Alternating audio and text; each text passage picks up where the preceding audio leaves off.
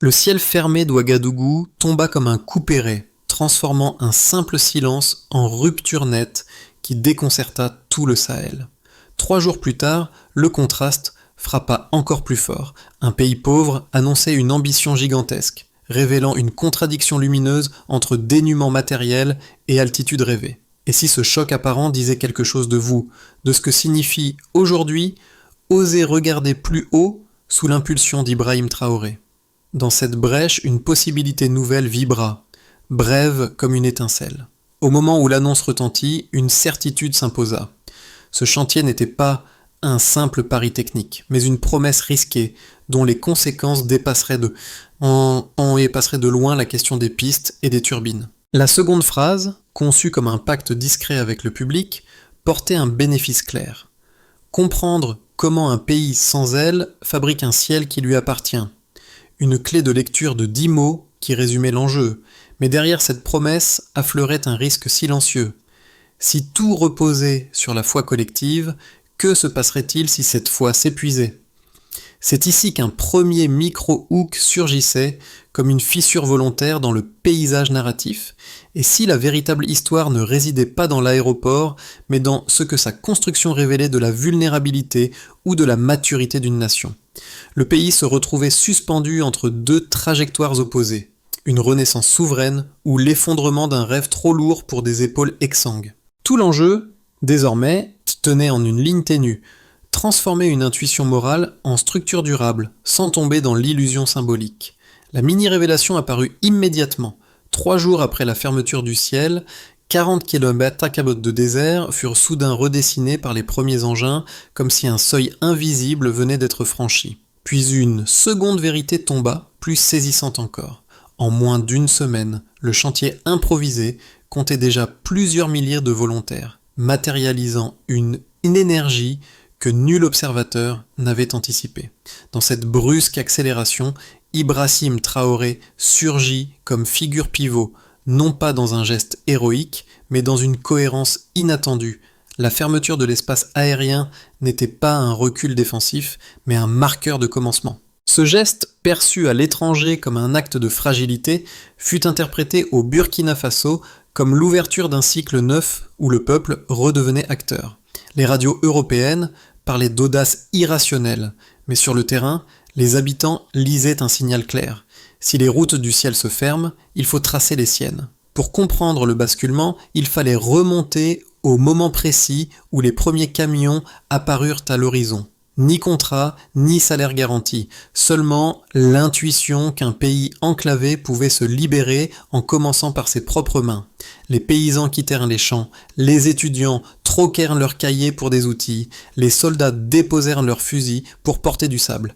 La logique habituelle, financement extérieur, appel d'offres, consortiums internationaux, se dissolvait devant une mobilisation brute, presque archaïque, mais d'une cohérence redoutable. Ce qui frappa les correspondants étrangers n'était pas seulement la présence de volontaires, mais leur synchronisation spontanée. Sous le soleil du Sahel, les premières pierres levées devinrent plus qu'un signe technique. Elles révélaient une société prête à convertir la pénurie en énergie collective. Ibrahim Traoré, simple silhouette poussiéreuse au milieu du chantier, incarnait moins un pouvoir vertical qu'une circulation de responsabilité. Ainsi, ce début chaotique formait la clé du récit. Un pays réputé fragile venait d'activer un moteur inattendu, l'unité comme force productive. Au cœur du tumulte initial, une figure discrète prit forme. Non pas un héros solitaire, mais un ensemble d'acteurs ordinaires devenus guides de circonstances. Ce glissement fut perceptible dès les premiers jours, quand les travailleurs improvisés commencèrent à organiser le site en cercle d'entraide, chacun apportant un savoir partiel qui, mis bout à bout, créait une mécanique sociale étonnamment stable. Le rôle de ces figures anonymes devint essentiel. Un ancien charpentier transforma une zone d'ombre en atelier de structures légères, un groupe de jeunes ingénieurs, incapables d'accéder aux laboratoires universitaires, convertit une vieille remise en salle de calcul rudimentaire, des femmes des villages voisins installèrent des cuisines mobiles pour nourrir les équipes. À chaque nouveau geste, un espace de possibilités s'ouvrait, révélant comment la compétence pouvait circuler même sans ressources formelles. Ce sont ces pivots tranquilles qui permirent au chantier de franchir sa première barrière. L'endurance. Les journées de 13 heures devinrent supportables parce qu'un rythme collectif se forma, non imposé, mais partagé. Les premiers abris de fortune s'élevèrent, les points d'eau furent stabilisés, les itinéraires de transport s'adaptèrent aux contraintes du terrain. Aucun plan officiel ne l'annonçait, mais cette organisation embryonnaire fut la véritable infrastructure fondatrice. Les premiers observateurs extérieurs notèrent une chose surprenante. La cohésion semblait émerger non depuis le sommet, mais depuis le sol même. Ce renversement de perspective fit naître un enseignement précoce, presque imperceptible, mais décisif.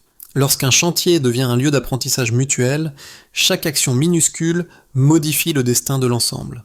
Ainsi le guide n'était pas une personne, mais une dynamique continue, une manière de marcher ensemble avant même de construire. Avant la rupture, le chantier n'était qu'une idée suspendue. Après la fermeture du ciel, il devint une séquence d'actions rapides, presque heurtées, qui installèrent un nouveau rythme dans le Sahel. Avant le tumulte diplomatique, le désert paraissait immobile. Après les premiers convois, les lignes du sol se modifièrent à chaque heure, comme si une impulsion invisible poussait le pays en avant. L'activation se fit en 3 temps.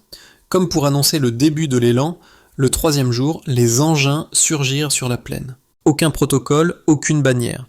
Seulement la poussière qui s'ouvrait sous des roues fatiguées. Les machinistes verrouillèrent les premières zones, les groupes de volontaires balisèrent des couloirs de circulation improvisés, les équipes les plus aguerries corrigèrent les irrégularités du terrain pour éviter les embourbements. Tout avançait par à-coups, mais chaque à-coup faisait basculer un segment entier du site. Les paysans devenus terrassiers frappaient la terre en cadence, les soudeurs de fortune testaient les charpentes avec une rigueur étonnante et les jeunes de Ouagadougou, habitués aux ateliers de réparation, transformaient des carcasses métalliques en outils.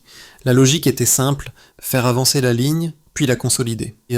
C'est à ce moment qu'une silhouette poussiéreuse apparut parmi les rangs. Ibrahim Traoré, venu sans escorte, observa les gestes, posa quelques questions brèves, puis repartit en silence. Ce passage éclair ne visait pas l'effet politique. Il donnait un signal. Le chantier n'était plus un projet d'État, mais un lieu que chacun avait mission d'habiter. Au moment où l'intensité atteignit son sommet, la montée en intensité fut brutale.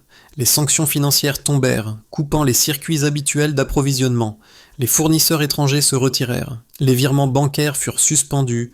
Les stocks de carburant devinrent fragiles. L'élan aurait pu se briser là. Pourtant, un basculement inattendu eut lieu. Les mécaniciens démontèrent des moteurs anciens pour reconstituer des pièces compatibles. Les soudeurs firent fondre des fragments de métal récupérés dans les villages. Les équipes mobiles repensèrent les structures de soutien pour économiser la charge. La contrainte devenait carburant. Les nuits, faute d'électricité suffisante, les ouvriers alignaient des torches, créant un couloir de lumière qui guidait les machines. Les chants rythmaient les gestes, non pour maintenir le moral, mais pour maintenir la cadence.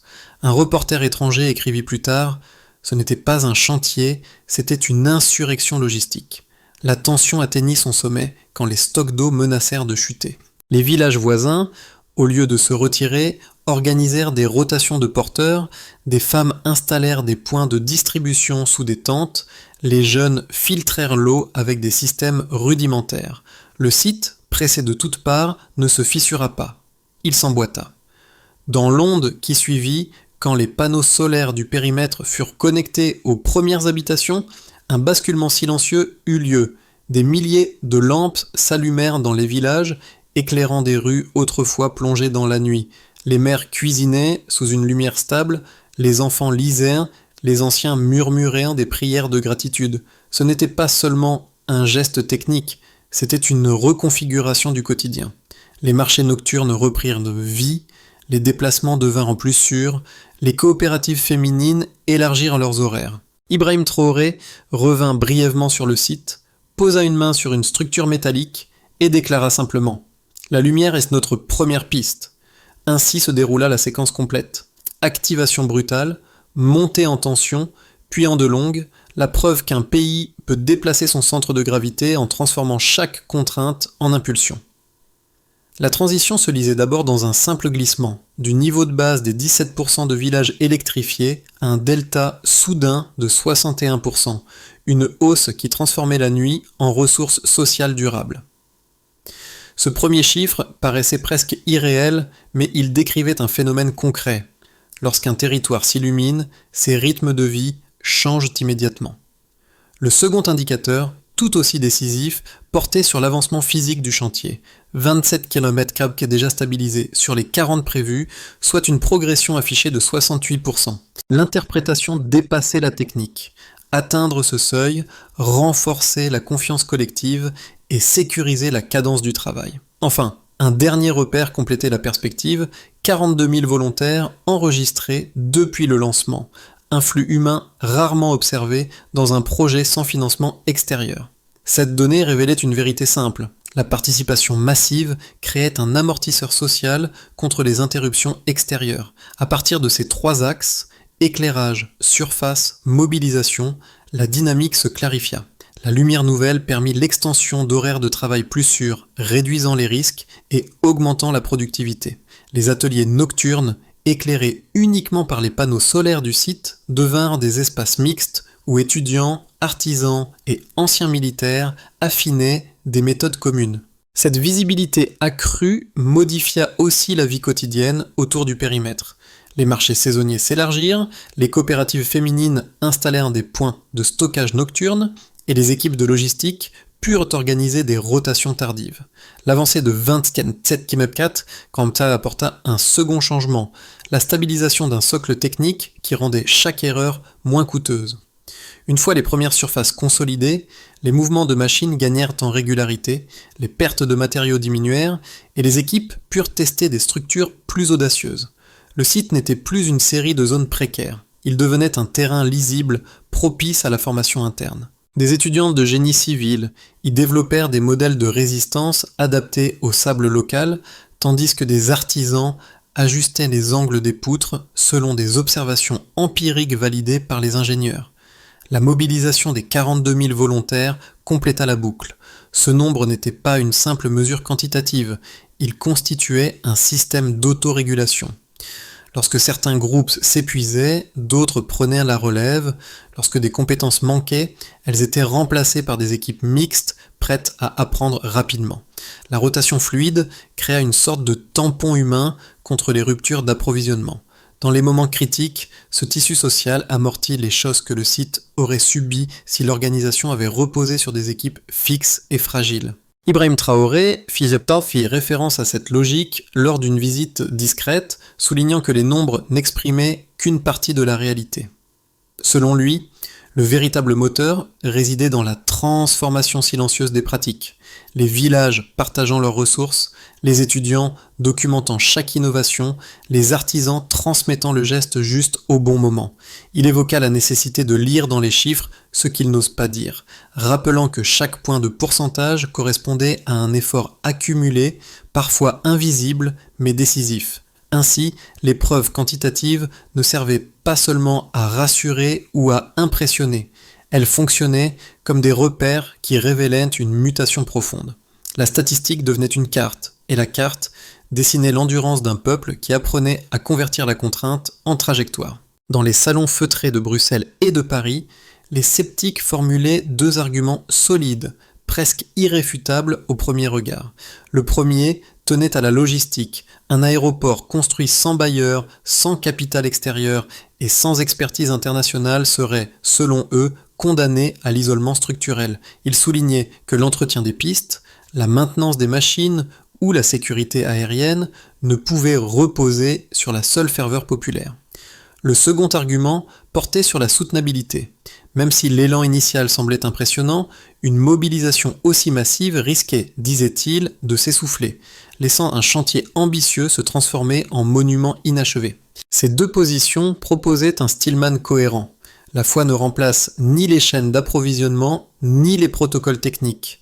La volonté collective ne garantit pas la durabilité matérielle. Pourtant, la réalité du terrain offrait une contre-lecture fondée sur des faits observables, non sur un optimisme naïf. D'abord, la fermeture du ciel, que les experts prenaient pour un geste défensif, servit de levier pour enclencher un cycle opérationnel inédit. Les premiers camions arrivés sans planification classique, réorganisèrent le site par une série de micro-ajustements continus. Les artisans recyclèrent des carcasses, les étudiants improvisèrent des modèles de charge et les soudeurs, loin des ateliers normés, adaptèrent les structures selon une logique d'économie maximale. Ce n'était pas une négation de la logistique, c'était une logistique parallèle. Ensuite, les sceptiques misaient sur l'essoufflement, mais les chiffres révélaient une dynamique contraire. La participation croissante, la diversification spontanée des tâches et la rotation fluide des équipes démontraient une capacité d'autorégulation que peu de modèles anticipaient. Et là où l'on attendait un déclin, on observait une régénération continue. Enfin, le constat le plus déstabilisant pour les critiques provenait des résultats intermédiaires eux-mêmes. L'éclairage de 61% des villages proches, les 27 km déjà consolidés et la montée en compétences collectives. La question n'était plus « la foi suffit-elle ?», mais plutôt « que se passe-t-il quand une société convertit ses manques en méthodes opérationnelles ?» La rupture changea tout. À mi-parcours, l'enjeu ne se limitait plus aux structures visibles. Une idée circulait désormais plus vite que les machines. Ce déplacement soudain étonna même les observateurs aguerris. Ils virent que le chantier cessait d'être un simple lieu de construction pour devenir un vecteur de transformation régionale, presque viral dans sa progression. Les premiers signaux apparurent discrètement. Des comités civils du Ghana, du Mali et du Niger commencèrent à reprendre les schémas ouverts publiés par Ouagadougou. Des ateliers improvisés testèrent des techniques de génie local sans attendre un soutien extérieur. La presse étrangère, incrédule, parla d'un effet de duplication spontanée. Mais sur le terrain, on comprenait autre chose. Le modèle tournait indépendamment des débats diplomatiques. Ibrahim Traoré, lors d'une visite brève sur le site, perçut très tôt ce basculement. Il expliqua que l'enjeu n'était plus de bâtir un aéroport unique, mais de démontrer qu'un pays enclavé pouvait réinventer ses propres normes et les laisser circuler. Ce tournant marquait le véritable midpoint narratif. Le Burkina Faso n'agissait plus seulement pour lui-même, mais pour une constellation de sociétés prêtes à rompre avec leurs dépendances anciennes. Ainsi, le cœur du récit changea d'échelle, de la piste à l'idée et de l'idée à la contagion. Les effets concrets émergèrent progressivement, d'abord discrets, puis irrésistibles, comme si chaque avancée matérielle du chantier libérait une onde nouvelle dans la région. Ces conséquences ne relevaient pas de projections théoriques, mais de transformations observables dans 4 sphères distinctes. Dans un premier mouvement, nation voisine, le premier impact se manifesta au-delà des frontières. Au Ghana, au Mali et au Niger, des collectifs civils commencèrent à étudier les méthodes ouvertes publiées depuis Ouagadougou. Les ateliers communautaires reproduisirent les principes d'ingénierie frugale testés sur le site burkinabé, recycler, adapter, réduire la dépendance aux pièces importées. L'idée d'un développement non adossé à des bailleurs extérieurs se propagea comme un modèle accessible, non comme un slogan. Les analystes régionaux parlèrent alors d'un effet Traoré, non pour glorifier un homme, mais pour désigner un glissement profond. La souveraineté devenait un acte technique, reproductible, transmissible. Chaque initiative locale renforçait l'hypothèse qu'un pays enclavé pouvait devenir source d'inspiration plutôt que simple récepteur de normes. Dans un second mouvement, dirigeants nationaux. À l'intérieur du Burkina Faso, un rééquilibrage silencieux s'opéra. Les ministères, longtemps habitués aux procédures dictées par les bailleurs internationaux, durent réapprendre à travailler avec des circuits internes courts. Les budgets participatifs se renforcèrent, les coopératives locales gagnèrent du terrain, et la transparence, habituellement limitée au discours officiel, devint une nécessité fonctionnelle. Ce changement réduisit les marges d'influence des anciennes élites administratives. L'autorité d'Ibrahim Traoré se transforma elle aussi. Elle ne reposait plus uniquement sur l'adhésion politique, mais sur la vérification concrète des résultats. La confiance institutionnelle, ébranlée depuis des années, s'en trouva mécaniquement restaurée. Dans un troisième mouvement, nation développée. Du côté des puissances extérieures, la réaction fut ambivalente. Les agences occidentales abaissèrent la note de confiance financière du Burkina Faso, tout en admettant une stabilité intérieure inattendue. Les chaînes d'information oscillèrent entre scepticisme et fascination. Les images satellites montrant un désert illuminé par des milliers de panneaux solaires déjouaient la rhétorique du pays dépendant. Certains rapports confidentiels, notamment américains, évoquèrent un dilemme stratégique. Si le modèle burkinabé atteignait sa maturité, il pourrait remettre en question les architectures d'influence traditionnelles en Afrique de l'Ouest. Ce constat ne relevait pas d'un soutien idéologique, mais de l'analyse froide des faits observés. Communauté villageoise, c'est pourtant dans les villages que les transformations furent les plus tangibles. L'éclairage nocturne rendit les déplacements plus sûrs, relança les marchés du soir et offrit aux femmes de nouveaux espaces d'organisation. Les écoles rouvrirent après la tombée du jour, permettant aux enfants d'étudier sous les lampes solaires. Les taux de petite criminalité chutèrent autour des zones éclairées, tandis que les coopératives féminines virent leur production augmenter grâce aux horaires élargis. Les anciens parlaient d'une aube prolongée, symbole d'une dignité retrouvée. Ici, l'effet de la mobilisation ne se mesurait plus en pourcentage, mais en gestes quotidiens. Ainsi, les conséquences réelles débordaient largement le cadre du chantier. Elles redessinaient les équilibres régionaux, les pratiques étatiques, les perceptions internationales et la vie ordinaire. Preuve qu'un projet né d'un pari pouvait devenir un écosystème. 3 trajectoires distinctes se dessinaient à l'horizon, chacune portée par une logique propre, comme si le Burkina Faso avançait désormais sur plusieurs plans simultanés, entre consolidation, expansion et tension. L'année qui venait n'allait pas décider de la réussite finale du projet, mais de sa capacité à devenir un modèle durable plutôt qu'une parenthèse héroïque. Dans un premier mouvement, le chemin de base, consolidation lente. Dans cette évolution contenue, le chantier atteint progressivement les 100% d'achèvement. Les équipes stabilisent les infrastructures essentielles, renforcent la formation technique et transforment le site en un hub solaire opérationnel. Les lignes d'approvisionnement restent fragiles, mais la maîtrise interne augmente suffisamment pour prévenir les ruptures critiques. La croissance économique demeure modérée, autour de quelques points, mais l'autonomie énergétique et organisationnelle s'installe. Ici, le pays prouve silencieusement qu'un modèle souverain peut s'entretenir par entretien patient plutôt que par accélération visible. Dans un second mouvement, l'élan optimiste, contagion régionale. Dans cette trajectoire, les initiatives observées au Ghana, au Mali et au Niger s'intensifient. Les corridors solaires et les ateliers de génie local s'interconnectent, dessinant une chaîne technique transfrontalière. Les ONG africaines remplacent peu à peu les bailleurs internationaux et les universités du Sahel établissent des modules communs de formation autour de l'ingénierie frugale. Le effet Traoré devient ici un langage partagé. Produire localement, coopérer horizontalement, avancer malgré la pénurie. L'Afrique de l'Ouest, pour la première fois depuis longtemps, gagne une cohésion technique plutôt que seulement politique. Le chantier burkinabé n'est plus un symbole isolé, il devient un précédent reproductible. Dans un troisième mouvement, la trajectoire critique, pression et isolement. Dans ce scénario, les sanctions financières s'intensifient, les réserves s'amenuisent, les fournisseurs hésitent, les flux énergétiques stagnent. Le pays ne bascule pas dans l'effondrement, mais dans une zone d'endurance difficile. Paradoxalement, la cohésion sociale augmente. La réduction des soutiens extérieurs consolide l'unité autour d'un effort commun. Le risque principal n'est pas structurel, mais humain, l'épuisement progressif des équipes et la saturation des réseaux de volontaires. Le chantier continue, mais au prix de tensions internes plus marquées. Pour élargir la perspective, il est utile de garder l'esprit ouvert.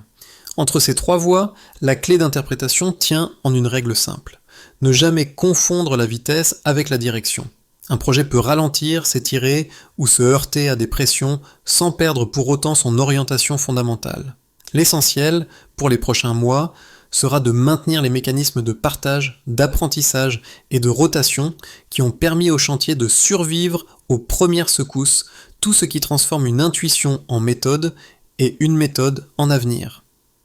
Pour comprendre la portée intime de ce chantier, il fallait regarder les visages plutôt que les structures. Chez les jeunes d'abord, une mutation subtile apparut. Ce qui naguère relevait du rêve d'exil devint progressivement un horizon fixe. Ils voyaient dans l'aéroport non un lieu de départ, mais la preuve concrète qu'un avenir pouvait se construire ici, à même le sol.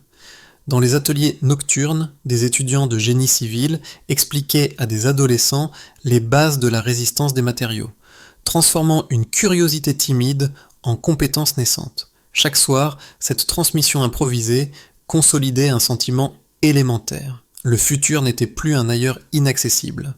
Chez les femmes, l'impact se fit encore plus net. Les cuisines collectives, les équipes de tri, les brigades de logistique devinrent des espaces où l'autonomie se forgeait dans l'action quotidienne. Certaines créèrent des coopératives temporaires pour fournir des pièces, d'autres mirent en place des chaînes de distribution d'eau ou de repas. Leur présence accrue réécrivit le rôle social assigné depuis des décennies. Une ouvrière confia à une journaliste que son premier jour sur le site avait changé sa manière de se percevoir. « J'ai compris que mes mains pouvaient déplacer plus que des paniers. » Cette phrase, diffusée à la radio locale, inspira une vague de volontaires féminines dans plusieurs provinces. Dans la diaspora et parmi les lecteurs internationaux, le chantier devint un prisme. Il révélait qu'un pays souvent décrit au travers de crises pouvait, par sa propre initiative, redéfinir ses priorités. Certains expatriés organisèrent des groupes de partage technique à distance, d'autres envoyèrent des guides de maintenance ou des analyses de terrain similaires. Leur contribution, modeste mais régulière, créa un pont entre ceux qui étaient partis et ceux qui construisaient. Ainsi, à travers 3 publics, jeunes, femmes, diaspora, se forma une évidence. Ce chantier n'était pas seulement une opération matérielle, mais un miroir où chacun découvrait sa place, sa valeur et sa possibilité d'agir. La phase suivante exigeait une méthode resserrée, capable de tenir malgré les pressions extérieures. C'est dans cet esprit qu'émergea une feuille de route en 5 mouvements, pensée pour maintenir l'élan sans perdre la rigueur. Elle associait institutions, volontaires, universités et villages dans une chaîne d'action continue. Dans un premier mouvement, renforcer les ressources locales. Les universités furent intégrées au chantier comme laboratoire permanent. Chaque innovation testée sur place devait être documentée, validée, puis diffusée. Cette discipline simple garantissait que l'ingéniosité populaire se transformait en savoir transmissible. Un protocole court mais robuste permettait de stabiliser chaque avancée. Dans un second mouvement, diversifier les sources d'énergie. Les panneaux solaires existants furent reliés à des mini-réseaux couvrant plusieurs communes. L'objectif, atteindre un seuil d'autonomie d'environ 80% en un an. Cette expansion graduelle offrait un coussin technique contre les fluctuations extérieures. Dans un troisième mouvement, formèrent les équipes mixtes. Le programme Ciel-Main associa anciens militaires, artisans, étudiants et techniciens. Chaque binôme devait former un autre binôme, créant un système de transmission sans maillon faible. Cette rotation méthodique empêchait l'usure et renouvelait les compétences, consolidait l'économie parallèle. Les circuits locaux de recyclage, de réparation et d'artisanat furent facilités. Le gouvernement garantissait la fluidité des échanges internes pour que la valeur produite reste dans le pays. Cette cohérence économique réduisait la dépendance au marché extérieur, institutionnalisait la cohésion. Des cercles de cohésion réunissant prêtres, imams, enseignants et responsables communautaires furent créés pour pérenniser l'unité née du chantier. Ils offraient une structure sociale capable d'amortir les chocs futurs. Lors d'une visite brève, Ibrahim Traoré résuma l'esprit de cette feuille de route. Une méthode nous porte plus loin qu'un miracle. Le chantier devenait ainsi un système, non un élan passager. Quand la lumière du soir glissa sur les structures encore tièdes, tout paraissait revenir à l'essentiel. Des mains poussiéreuses, des pas lents, des regards levés vers un ciel que chacun avait contribué à dégager.